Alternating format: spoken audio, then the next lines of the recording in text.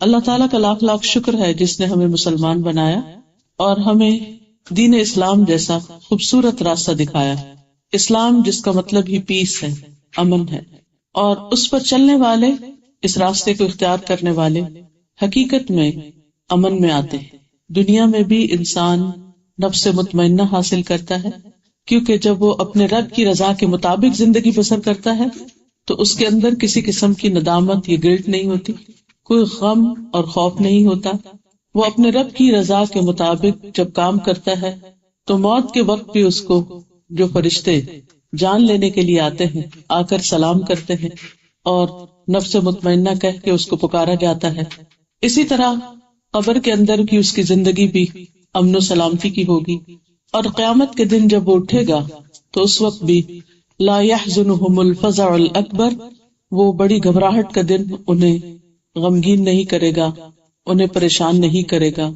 وہ دن بھی ان کے لیے اطمینان اور سکون کا ہوگا. اس پر ہمیں اللہ سبحانہ وتعالیٰ کا جتنا بھی شکر ادا کر سکیں کرنا چاہیے، اور جتنا بھی کریں وہ کم ہے. لیکن سوال یہ پیدا ہوتا ہے کہ یہ امن اور سکون حاصل کیسے ہوتا ہے، نصیب کیسے ہوتا ہے؟ کیا صرف مسلمانوں کے گھر میں پیدا ہو جانے سے؟ کیا صرف اپنے آپ کو مسلمان کہہ دینے سے؟ یا پھر اس کے آگے بھی کچھ کرنے کا کام ہوتا ہے؟ حقیقت یہ ہے کہ انسان جب اللہ سبحانہ تعالیٰ کی مرضی کے آگے، اس کے احکامات کے آگے جھک جاتا ہے، اپنے دل و دماغ کو جھکا دیتا ہے، اپنے آپ کو جھکا دیتا ہے، اپنے سارے اعضاء سمیت اس کے آگے جھک جاتا ہے، تو حقیقت میں اسی وقت اس کو یہ امن اور اطمینان نصیب ہوتا ہے. ایمان ایک ایسی چیز ہے جو انسان کے دل میں داخل ہوتی تو دل کے اندر ایک قرار آ جاتا ہے. ایمان جب دل میں جڑ پکڑ لیتا ہے تو پھر وہ صرف دل کی حد تک نہیں رہتا بلکہ زبان پر بھی ہوتا ہے، اور اس کا اثر انسان کے سارے اعضاء پر ہوتا ہے. انسان زبان سے بھی اس کا اقرار کرتا ہے اور عمل سے اس کی تصدیق کرتا ہے. انسان کی ہر چیز اللہ سبحانہ تعالیٰ کے تابع ہوتی.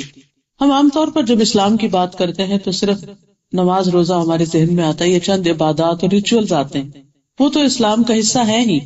ظاہری طور پر مسلمان ہی جب ہوتا ہے جب وہ ان ریچولز کو اختیار کرتا ہے، لیکن حقیقت میں جب تک انسان کے باقی سارے اعضاء مسلمان نہیں ہوتے اس وقت تک وہ حقیقت میں اسلام کا صحیح مزہ یا ایمان کی حلاوت نہیں پاتا. اس لیے ہمیں اپنے ایک ایک ایکشن اور ایک ایک عمل اور طریقہ زندگی کو پرکھنے اور دیکھنے کی ضرورت ہے. اپنا محاسبہ اور مراقبہ کرنے کی ضرورت ہے. اپنے آپ پر نظر ڈالنے کی ضرورت ہے. اپنے کان، آنکھیں اور دل، ان سب کی حفاظت کی بھی ضرورت ہے، کیونکہ ان السمع والبصر والفؤاد کل اولئک کان عنہ مسئولا. بے شک کان، آنکھیں اور دل ان سب کے بارے میں سوال کیا جائے گا. یعنی قیامت کے دن ان کے استعمال کے بارے میں ہم سے پوچھا جائے گا کہ ہم نے کانوں سے کیا سنا، ہم نے اپنی آنکھوں سے کیا دیکھا، اور ہمارے دل میں کس قسم کے خیالات ہیں، ہمارے دل کی حالت کیا تھی، اس میں ایمان تھا یا نفاق تھا، یقین تھا یا شک تھا، اللہ سبحانہ تعالیٰ کے بارے میں کیا گمان تھا، اس کے بندوں کے بارے میں گمان کیسے تھے. کیونکہ انسان کا محاسبہ صرف اس کے ظاہری اعمال پر نہیں ہوگا، اس کے دل کے اعمال پر بھی ہوگا، اعمال القلوب پر بھی ہوگا. اس لیے دل کی حفاظت بھی نہایت ضروری ہے. لیکن دل کی حفاظت اس وقت ہوتی ہے جب انسان اپنی آنکھ اور کان کی حفاظت کرتا ہے، کیونکہ یہ ونڈوز ہیں دل کے. جو انسان آنکھ سے دیکھتا ہے وہ اس کے دل میں جاتا ہے، جو کان سے سنتا ہے وہ اس کے دل میں جاتا ہے، اور پھر جو کچھ دل میں ہوتا ہے وہ زبان کے راستے باہر آتا ہے. اس لیے ہم سب کو اپنے بولے جانے والے الفاظ اور اپنی زبان کے استعمال پر ضرور چیک رکھنا چاہیے اور اس کی حفاظت کرنی چاہیے، یعنی اپنی زبان کی حفاظت کرنی چاہیے. کیونکہ زبان ایک ایسی چیز ہے جو انسان کے اندر کی نمائندگی کرتی کہ انسان حقیقت میں کیا ہے، وہ کون ہے، وہ کیسا ہے. جب تک کوئی شخص خاموش ہے ہمیں نہیں پتا کہ وہ کیسا ہے. بظاہر دیکھنے میں وہ کتنا بھی انوسینٹ نظر آ رہا ہو، وہ کتنا بھی اچھا نظر آ رہا ہو، لیکن اس کی اچھائی کا پتہ کہاں سے چلے گا؟ جب وہ بولے گا. کہ جب وہ بولتا ہے تو کیا بولتا ہے، کیسے بولتا ہے، کیسی بات کرتا ہے، دوسرے سے کس طرح پیش آتا ہے، کس طرح کلام کرتا ہے. تو کلام کو یا گفتگو کو ہماری زندگی میں بہت زیادہ اہمیت حاصل ہے. اس لیے آج میں چند باتیں زبان کی حفاظت کے بارے میں کروں گی، کیونکہ اسی پر ہمارے ایمان کی مضبوطی، ہمارے دین کی سلامتی، ہماری نجات کا انحصار ہے۔ صوبان رضی اللہ عنہ سے مروی ہے کہ رسول اللہ صلی اللہ علیہ وسلم نے فرمایا، خوشخبری ہے اس کے لیے جس نے اپنی زبان پر قابو پا لیا، یعنی جس نے اپنی زبان کو کنٹرول کر لیا اور اسے اس کے گھر نے کشادگی اور گنجائش دی، یعنی اس کی ضروریات پوری کرنے کے لیے اس کا اپنا ہی گھر کافی ہے، اور وہ اپنے گناہ پر رویا۔ تو بیسیکلی اس حدیث میں 3 چیزوں کے بارے میں پتہ چلتا ہے کہ جس کے پاس یہ 3 چیزیں ہوں وہ دراصل خوش قسمت ہے، اس کے لیے خوشخبری ہے۔ اور اس میں سے اہم ترین چیز انسان کا اپنی زبان پر قابو پانا ہے۔ زبان پر قابو پانے سے اور زبان کی حفاظت سے انسان کے عیبوں کی ستر پوشی ہوتی، اس کے عیب چھپتے، اس کے گناہ چھپتے، کیونکہ بہت سی چیزیں جو دل میں ہوتی ہیں اگر انسان اپنے دل کی اصلاح کرتا رہے اور زبان پر ان کو نہ لائے تو انسان کا تزکیہ ہوتا رہتا ہے، لیکن جب وہ بول دیتا ہے تو وہ صرف بات اس کے اپنے تک نہیں رہتی، اس کے اثرات دوسروں پر بھی پڑتے۔ اسی لیے رسول اللہ صلی اللہ علیہ وسلم نے فرمایا، جس نے اپنے غصے پر قابو پا لیا اللہ تعالیٰ اس سے اپنا عذاب روک لے گا، اور جس نے اپنی زبان کی حفاظت کی اللہ تعالیٰ اس کے عیبوں پر پردہ ڈال دے گا، یعنی اس کو رسوا نہیں کرے گا، اس کی کوتاہیاں اور اس کی برائیاں جو ہیں وہ دوسروں سے چھپی رہے گی، اس کے لیے رسوائی کا سبب نہیں بنے گی۔ براء ابن عازب رضی اللہ عنہ سے مروی ہے کہ نبی صلی اللہ علیہ وسلم کی خدمت میں ایک دیہاتی آیا اور کہنے لگا، یا رسول اللہ صلی اللہ علیہ وسلم، مجھے کوئی ایسا عمل بتا دیجئے جو مجھے جنت میں داخل کرا دے، کیونکہ جنت نعمتوں کا گھر ہے، انسان کے لیے ہمیشہ ہمیشہ کی خوشیوں کا ٹھکانہ ہے۔ تو وہ لوگ جو رسول اللہ صلی اللہ علیہ وسلم پر ایمان لائے تھے ان کے اندر آخرت کا ایسا ہی یقین تھا جیسے کسی کو یہ یقین ہو کہ صبح کے وقت سورج نکلتا ہے اور اس کی روشنی ہوتی، اور اس میں کسی کو جب سورج روشن ہو جاتا ہے تو کسی کو شک نہیں رہتا۔ تو انہیں آخرت پر یقین تھا، لہٰذا ان کی ساری فکروں کا محور بدل گیا، ان کے غم دنیا کے غم نہیں رہے، ان کی فکریں صرف دنیا کی فکریں نہیں رہی۔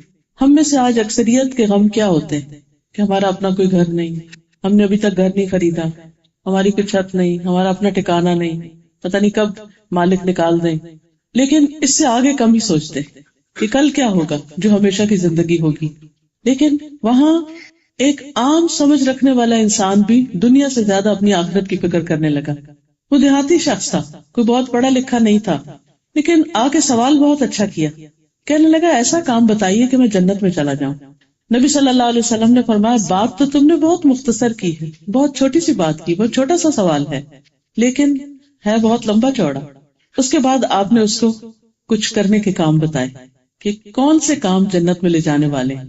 فرمایا، تم اکیلے پورا غلام آزاد کر دو یا غلام کی آزادی میں اس کی مدد کر دو، زیادہ دودھ دینے والی اونٹنی اور مال کا عطیہ ایسے رشتہ دار کو دو جو ظالم ہو، یعنی ظالم رشتہ دار جو تمہارے ساتھ زیادتی کرتا ہے اس کو تم بہترین تحفہ دو، زیادہ دودھ دینے والی اونٹنی دو، یعنی نکمی نہیں دو، اور صرف تحفہ نہیں، بہترین تحفہ۔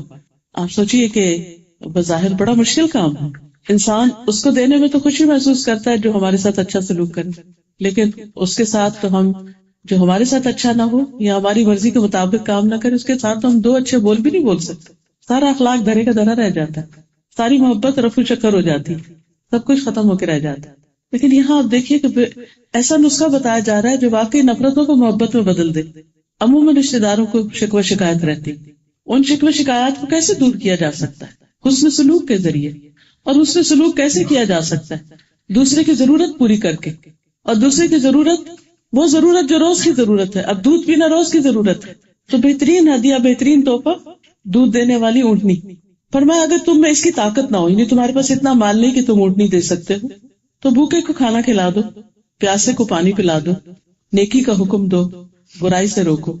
اگر یہ بھی نہ کر سکو تو اپنی زبان کو خیر کے علاوہ بند کر کے رکھو، یعنی زبان کو کنٹرول کر لو، ساری نیکیاں اس میں شامل ہو جائیں گی۔ بڑی بڑی نیکیوں کا ذرا ہے زبان کا صحیح استعمال۔ آپ صلی اللہ علیہ وسلم نے یہ بھی فرمایا، اللہ تعالیٰ اس بندے پر رحم کرے جس نے کوئی بات کی تو فائدے کی اور اگر وہ خاموش رہا تو سلامت رہا، یعنی اگر کوئی اچھی بات ہے، ضرورت کی بات ہے تو وہ بولتا ہے، ورنہ خاموشی اختیار کرتا ہے، کیونکہ خاموشی میں انسان کے لیے سلامتی ہے۔ سفیان رضی اللہ عنہ سے مروی ہے کہ ایک آدمی نے عرض کیا، یا رسول اللہ صلی اللہ علیہ وسلم، مجھے اسلام کے حوالے سے کوئی بات بتا دیجئے کہ اس کے بعد مجھے کسی سے کچھ پوچھنے کی ضرورت نہ رہے، یعنی کوئی عمل، کوئی کام، کوئی اچھا سا کوئی نسخہ بتا دیجئے کہ بس پھر میں اس کو پکڑ لوں، وہ کام کرتا رہوں۔ آپ صلی اللہ علیہ وسلم نے فرمایا، کہو کہ میں اللہ پر ایمان لایا، پھر اس پر ثابت قدم رہو، شک میں نہ پڑنا۔ پھر اس نے پوچھا، اچھا میں کس چیز سے بچوں؟ کرنے کا کام تو آپ نے بتا دیا، لیکن بچوں کس چیز سے؟ تو آپ صلی اللہ علیہ وسلم نے اپنی زبان کی طرف اشارہ کیا، اس کے شر سے بچو، اس کا صحیح استعمال کرو۔ آپ نے اس وقت اس کو نمازوں کی بات نہیں کی، روزے کی بات نہیں کی، صدقے خیرات کی بات نہیں کی، زبان کی حفاظت کی بات کی، کیونکہ بعض اوقات انسان تہجد بھی پڑھتا ہے، نفل بھی پڑھتا ہے، صدقہ خیرات بھی کرتا ہے، بڑے بڑے نیکی کے کام کرتا ہے، لیکن ایک بات ایسی کرتا ہے کہ دوسرے کا دل توڑ کے رکھ دیتا ہے، دوسرے کے ساتھ بدتمیزی کرتا ہے، دوسرے کے ساتھ بد اخلاقی کا سلوک کرتا ہے۔ تو آپ دیکھیے کہ آپ کی نماز، آپ کا صدقہ خیرات، آپ کی نیکیاں تو آپ کے اپنے لیے ہیں، کسی دوسرے کو تو اس سے کوئی فائدہ نہیں پہنچے گا۔ اگر آپ تہجد کے لیے اٹھتے ہیں تو آپ کو فائدہ ہے نا، کسی کو کیا فائدہ اس سے؟ لیکن اگر آپ اپنی زبان سے کسی کو تکلیف نہیں دیتے تو یہ اس سے بھی بڑی نیکی ہو جاتی، اور اگر آپ تکلیف دیتے ہیں تو آپ کے تہجد بھی ضائع ہو سکتے ہیں، آپ کا صدقہ خیرات بھی برباد ہو سکتا ہے اگر آپ اپنی زبان سے دوسروں کو تکلیف دیتے۔ اور بعض اوقات کوئی تکلیف بہت بڑی نہیں ہوتی، بڑی چیز سے نہیں ہوتی، بعض اوقات چھوٹی چھوٹی باتیں دوسروں کا دل توڑنے کے لیے بہت کافی ہوتی۔ وہ کون سی باتیں، وہ کون سی چیزیں؟ ہر انسان اپنے پہ لے کر دیکھ سکتا ہے کہ خود اس کو کن باتوں سے تکلیف ہوتی، دوسروں کی کون سی باتیں اسے اچھی نہیں لگتی۔ یعنی اگر مجھے یہ جاننا ہو کہ مجھے کیا بات کرنی چاہیے اور کیا نہیں کرنی چاہیے، تو مجھے یہ دیکھنا چاہیے کہ کون شخص کب مجھ سے کیا بات کرتا ہے جو مجھے چبھ جاتی، جو مجھے پسند نہیں آتی، جو مجھے تکلیف دیتی۔ اس میں تانے دینا، غیبت، چغلی، جھوٹ اور چیخنا چلانا تو بڑی بڑی باتیں، بعض اوقات بڑی باتیں نہیں، چھوٹی چھوٹی باتیں بھی انسان کا دل توڑنے کے لیے بہت کافی ہو جاتی۔ اگر کوئی شخص اپنی اس عادت پر قابو پا لے تو بہت بڑا متقی اور پارسا ہو جائے۔ تو بظاہر دیکھنے میں وہ بہت بڑا عبادت گزار نہیں بھی، اپنے فرائض ہی پورے کرتا ہے، لیکن اپنی زبان کو سنبھال کے رکھتا ہے۔ نبی صلی اللہ علیہ وسلم نے فرمایا، تم پر اچھا اخلاق اور طویل خاموشی لازم ہے۔ اب یہ بات، اس میں کیا نیکی کی بات ہے کہ انسان زیادہ خاموش رہے؟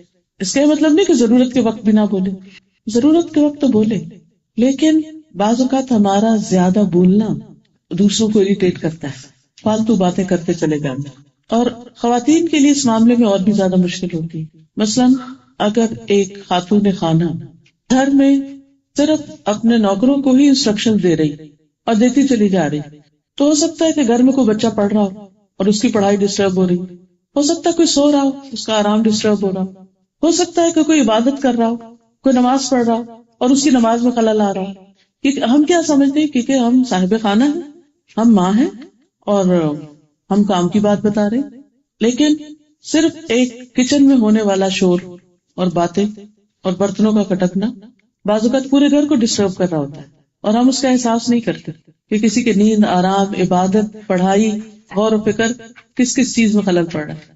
اور بعض اوقات صرف اپنے گھر میں نہیں، جو گھر ساتھ ساتھ ہوتے ہو، پڑوس کے گھر میں بھی وہ شور شرابہ جا رہا ہوتا ہے۔ تو اس لیے خاموشی، کم بات کرنا، ضرورت کی بات کرنا، اور صرف اتنی آواز میں بات کرنا کہ جس سے قریب کا شخص سن لے، اتنا ہی کافی۔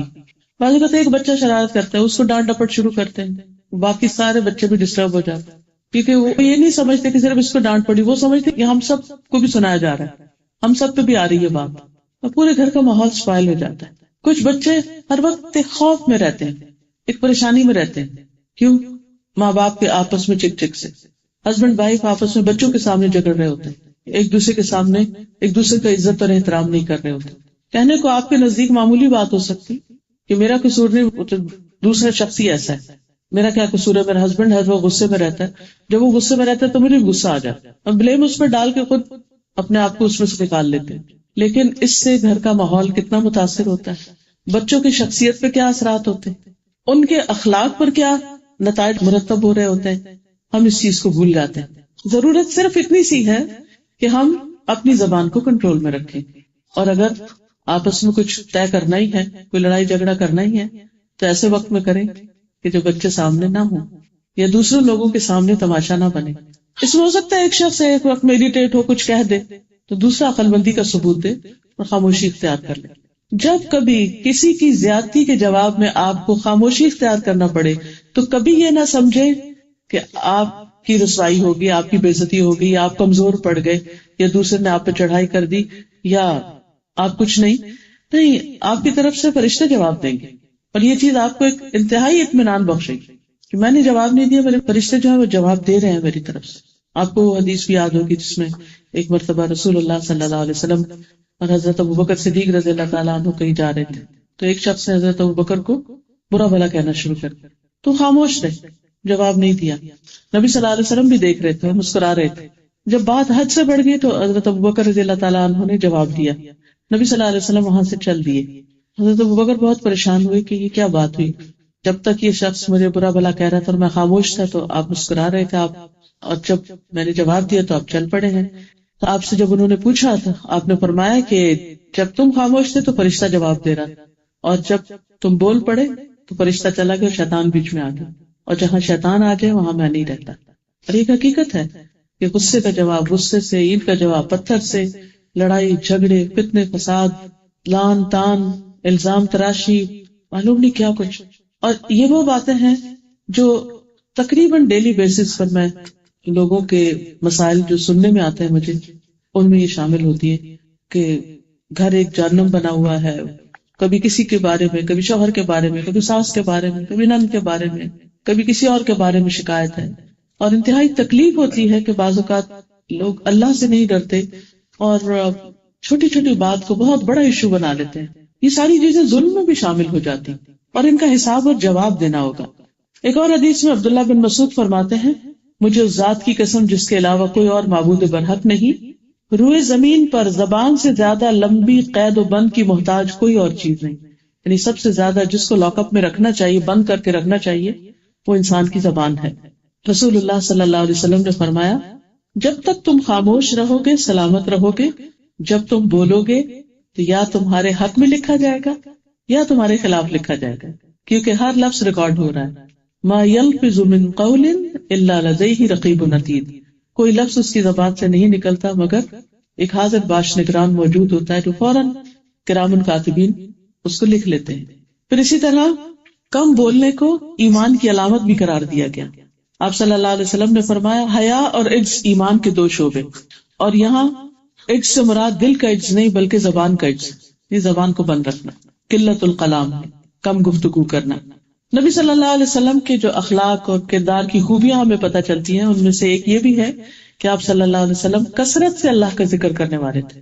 اور ایسے بھی اللہ سبحانہ وتعالیٰ نے قرآن مجید میں سب اہل ایمان کو حکم دیا ہے یا ایھا الذین آمنوا اذکروا اللہ ذکرا کثیرا وسبحوہ بکرۃ واصیلا، اے لوگوں جو ایمان لائے ہو اللہ کو یاد کرو، بہت زیادہ یاد کرو، ذکرا کثیرا، اور اس کی تسبیح کرو صبح اور شام. اللہ تعالیٰ نے مردوں کے علاوہ عورتوں کو بھی ذکر کثیر کا حکم دیا. والذاکرین اللہ کثیرا والذاکرات اعد اللہ لہم مغفرۃ واجرا عظیما، کثرت سے اللہ کا ذکر کرنے والے مرد اور عورتیں اللہ نے ان کے لیے اجر عظیم اور بخشش تیار کر رکھی. اللہ تعالیٰ کے ہاں ان کے لیے بہت بڑا اجر ہے جو اپنی زبان کو اللہ کے ذکر کے لیے استعمال کرتے ہیں. تو نبی صلی اللہ علیہ وسلم زیادہ اللہ کا ذکر کیا کرتے، لایانی گفتگو نہیں کرتے تھے، بے معنی بے مقصد گفتگو نہیں کرتے تھے، نماز لمبی پڑھتے، خطبہ مختصر دیتے. پھر اسی طرح یہ جو بات نبی صلی اللہ علیہ وسلم کے اخلاق میں آتی ہے کہ وہ لایانی گفتگو نہیں کرتے تھے، یہ عباد الرحمان کی صفات میں سے بھی. اللہ تعالیٰ کے جو پیارے بندے ہوتے ہیں، محبوب بندے ہوتے ہیں، ان کی خوبیوں میں سے ایک خوبی قرآن مجید میں یہ بتائی گئی کہ والذین لا یشہدون الزور واذا مروا باللغو مروا کراما، اور وہ جو جھوٹ میں شریک نہیں ہوتے اور جب لغو سے گزرتے ہیں تو باعزت طریقے سے گزر جاتے ہیں، یعنی فضول باتوں میں حصہ ہی نہیں لیتے. سورۃ المومنون میں جو کامیاب ترین لوگ ہیں ان کی صفات بیان کرتے ہوئے اللہ تعالیٰ فرماتے ہیں قد افلح المؤمنون الذین هم فی صلاتهم خاشعون والذین هم عن اللغو معرضون، یقیناً کامیاب ہو گئے مومن جو اپنی نماز میں خشوع و خضوع اختیار کرتے ہیں، عاجزی اختیار کرتے ہیں، اور وہی جو لغو سے منہ موڑنے والے، یعنی بیہودہ کلام سے، فضول باتوں سے، لایانی باتوں سے اجتناب کرتے ہیں۔ رسول اللہ صلی اللہ علیہ وسلم نے فرمایا ایک نماز کے بعد دوسری نماز کے ان دونوں کے درمیان کوئی لغو نہ ہو، علیین میں اندراج کا باعث ہے۔